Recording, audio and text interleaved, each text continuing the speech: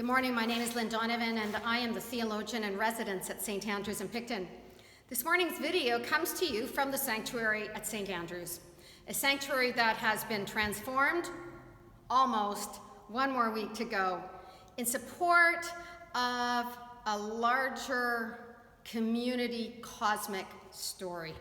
We opened up the conversations about transforming our sanctuary about 3 years ago, because in all of our other spaces, our labyrinth, our community garden, our indigenous mural, and our after-school program in the hall below, these all made huge connections to a much larger and inclusive sacred story, and yet you walked into our sanctuary and it really carried with it the baggage of Christendom, and it was time that we midwifed this sanctuary to support our truest identity, our prayer to be part of the larger conversation that is unfolding in the world right now. So the theme for this morning is midwives. That was my sermon last week. Today I had to talk about the anniversary of 9/11, but they both kind of collide. So let's see if I can do this in under 4 minutes. So my suggestion is that this date, this anniversary 9/11, is an anniversary that celebrates and acknowledges deep, deep fear-driven violence. The response of the empire to being attacked on its own soil was not, let's think about it, let's take some time, let's look at the actions that might have provoked this kind of attack. No, that is not what empires do. How can we teach someone a lesson and make them pay? So that story of fear-driven violence stands alongside the invitation that we have daily to actually confront our own fear in the way that our fear supports a narrative that is not driven by imagination and compassion and purpose. So within the biblical tradition is this founding narrative. You know it well. We have the Pharaoh in Egypt.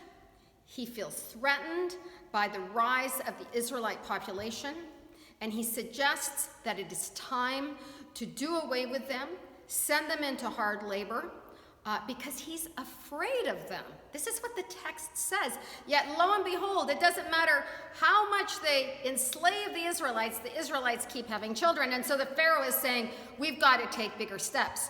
So the first step he takes is to tell 2 Hebrew midwives named Shiphrah and Puah, listen, I am ordering you that when you go to serve a Hebrew woman and a boy is being born, you are to kill it. Well, the midwives weren't prepared to take their marching orders from the Pharaoh, and they disobeyed him. So he calls them back and says, why didn't you do what I told you? To which the midwives say, but sire, the Hebrew women are strong and they give birth ever before we arrive. And so his next edict, and this is archetypal, right? Is this history? No, this is history unfolding around us, friends. His next order is, all right, fine, we're just going to kill every baby boy. And then a woman has a boy, and she too refuses to obey the Pharaoh.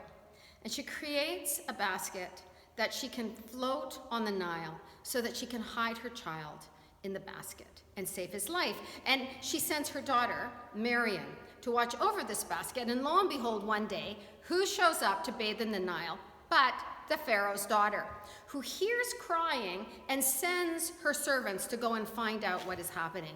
When she sees the baby, she knows it must be one of the Hebrew babies. So Miriam, the boy's sister, comes out and says, Your Majesty, would you like me to find a Hebrew wet nurse to look after this child? And the Pharaoh's daughter said, absolutely, I will pay her.